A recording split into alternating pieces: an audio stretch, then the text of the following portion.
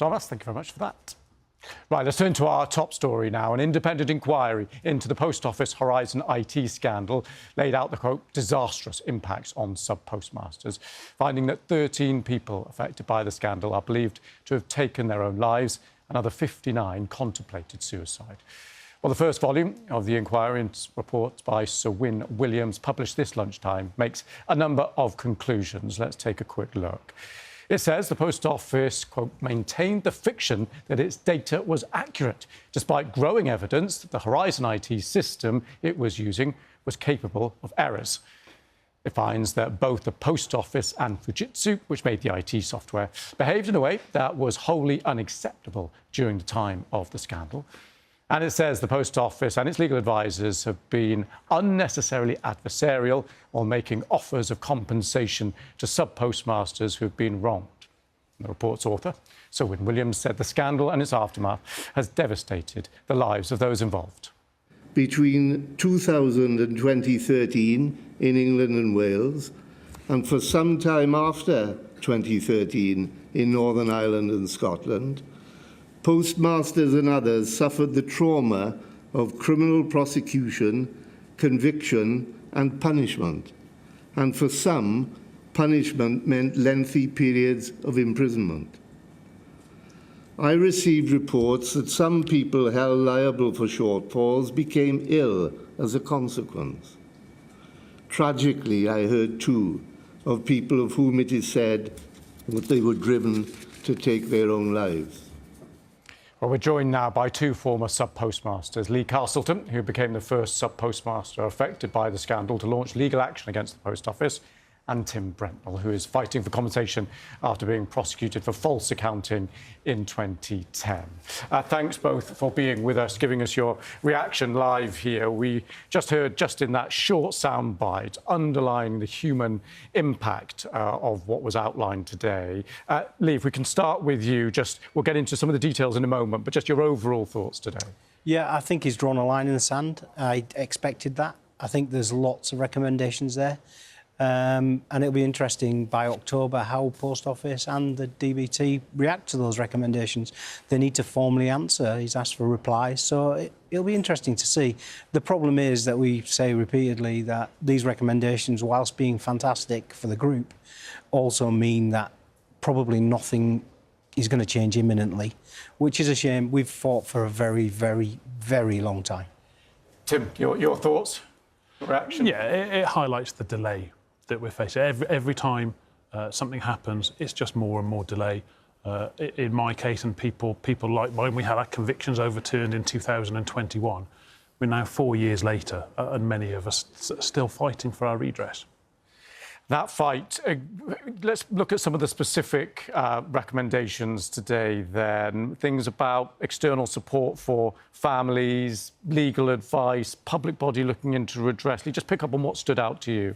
Yeah, I mean, external bodies helping. We've had a lot of offers of people helping us to get through as victims.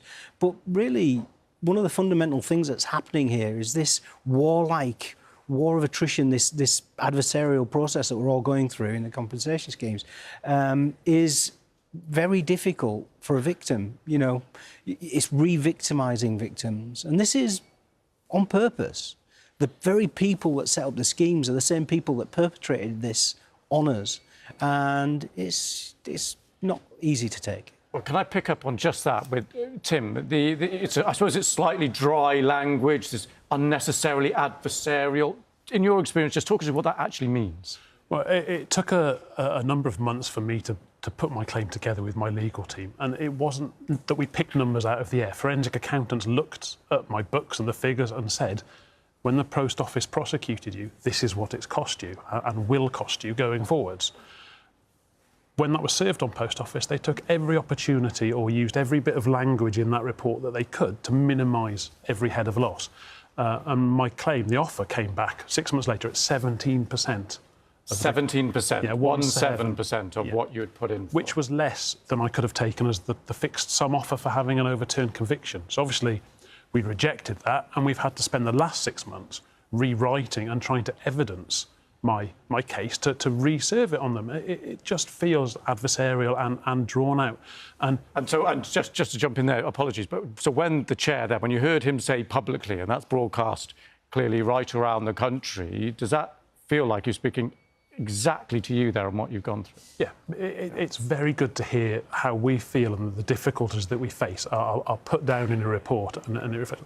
But it's not just the 13 people that have taken their own lives. As we've been going through this process, nearly 350 people in our position have died. And many of those people didn't receive their redress, and that's what's really horrible about this. Yeah, that was highlighted again by the chair of the inquiry. Let's talk about looking ahead now, because part of the reasons why we're getting only a first bit of the report today was it was suggested to give a bit of time for the inquiry to look and see what the response is. How confident are you that the responses will be fast enough for the right action? I think the words will be significantly less than the actions. I believe that they will say all the right things. They have done all the way through. This is over 20 years for both Tim and I. They've always said the right things, but the actions have never matched the words. And I hope that at some point in life you realise that you have to hold people to account there and then, put pressure on people to do the right thing, because clearly these people are incapable of doing that. And you were clearly both angry at what happened originally. How does the anger compare now to this second layer of injustice?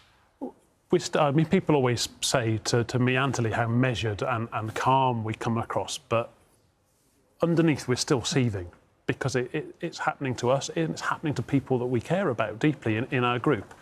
But we have to remain calm and measured to be able to get the point across to everybody that it's just not happening quickly enough. We want to be angry people. We want to be happy, family people, you know, and it's very important that we come through this as people that we want to be. But it's very difficult to do that. It's very difficult to stay measured when you know that people on the other side are purposefully trying to make this as miserable and difficult as possible. And just on the emotional, personal side of it, how difficult is it for you to process on a day like today, which is clearly such a significant day, clearly such a landmark day, and yet, as you both said, there's nothing actually changing potentially today? Yeah, there's big headlines in the report, but tomorrow morning or in 2 weeks' time, we'll wake up and nothing will have changed. The government will wait until October to respond, because Sir Wyn has said you have until October, and we've learned that will take until October. Yeah. In his report, there was a part that jumped out at me that said he made a recommendation and nothing happened. Until 12 months later, he said, what's happened? And then they implemented it. So it's just delay and delay. Well, Lee, Tim, thank you both very much for giving your immediate reaction to what is a landmark day. And of course, we'll be speaking to you again and again, unfortunately for you. But thank you very much for coming on and sharing your reaction. Thank you. Right, now it's time to join our colleagues with the news where you are.